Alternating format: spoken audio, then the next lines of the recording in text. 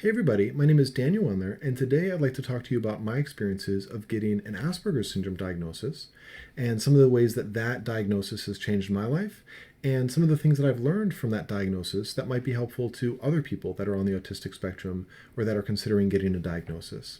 But before we can get into that, we need to go back in time and talk about what my life was like before I received my diagnosis.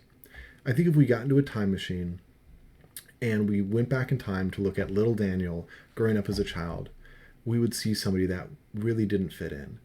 I remember trying very hard to be friendly, to be kind, to make friends, and none of it worked. No matter how hard I tried to fit in, it just didn't happen. I would always be met with rejection. I remember once going up to a classmate in elementary school and inviting him to come home with me to play video games after school. And his response was to punch me in the stomach and tell me to never speak to him again. Those sorts of experiences were common for me. And after I received frequent rejection from others, I started to internalize that rejection. I started to wonder, if people keep rejecting me, is it because there's something wrong with me? Is it because there's some flaw in me that's pushing them away? Is it because I'm bad? And that rejection haunted me until just before starting high school, I went to see a psychologist, and the psychologist diagnosed me with Asperger's syndrome, and everything changed. Because in that diagnosis, the psychologist gave me this piece of paper that listed all of the areas where people with Asperger's struggle, all of the skills that had been holding me back from fitting in. And that was such a pivotal moment for me because I could look at that sheet and I could realize, you know what? It's not that I'm bad. It's just that I'm bad at something. I'm bad at social skills and I can get better. Like if you're a bad cook, you can buy a cookbook. If you're a bad athlete, you can go talk to your coach. And if you're bad at social skills, you can study social skills. And so that's what I did. I bought stacks of books on conversation, body language, etiquette, you name it. I read the books. I went to school. I practiced what I learned with classmates, with teachers, with parents, anybody that I could. And I started getting better. And this was so huge because before I was hopeless.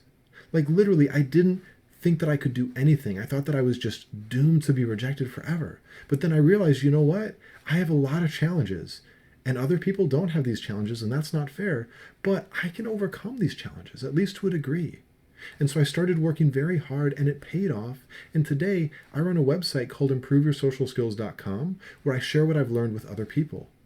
I could have accomplished none of that without the diagnosis that told me it wasn't that I was bad, it's just that I was bad at something. And so a diagnosis was a pivotal moment for me. And so I want to share some thoughts about diagnosis. First, if you're on the fence about going and seeing a counselor to get diagnosed, if you think maybe you're on the autistic spectrum but you're not sure, just go. A diagnosis has the potential to change your life in really positive ways. It can help you understand yourself better, it can give you language to describe your experiences to other people, and it can get you plugged into a ton of support. So if you're on the fence, go get diagnosed. If somebody you know is on the fence, encourage them to go get diagnosed. It really is a very positive experience, or at least it has the potential to be. Second, if you have an autism spectrum diagnosis, don't view the challenges as these insurmountable obstacles. View them as opportunities for growth. I know it's not like autism is ever going to go away. There's no pill that you can take to cure it. And even if you spend every day studying and practicing and learning how to adapt, you're still never going to be completely normal. But that's okay because you can get a lot better. You can have a life that's rich and enjoyable and that has good relationships. You can overcome a lot of the challenges, is what I'm saying. And that starts by viewing those challenges as things that can be overcome. It starts by looking at the challenges of autism and saying, you know what, maybe I'm never going to get perfect at this, but I can get better. Maybe I'm never going to be the life of the party, but I can learn how to enjoy meeting with a few close friends. Maybe I'm never going to feel totally comfortable in an environment where there's a lot of loud noise, but I can learn some coping mechanisms so I can sort of, I can be okay and I don't have to leave. Those are all skills that can be learned. And so I encourage you to go into it with a growth mindset. And finally, I encourage you to realize that your diagnosis does not define you. It only describes you. It's a piece of you. It's not the whole thing, and it's not even the most important thing. I have a lot of friends that are on the autistic spectrum, and some of them really struggle socially and probably will for the rest of their lives. But they are kind, and they are creative, and they're intelligent, and they have wonderful creative thoughts, and they are contributing to the world in big ways and small ways. And those are all things that are so much more important than whether or not they can make pleasant conversation.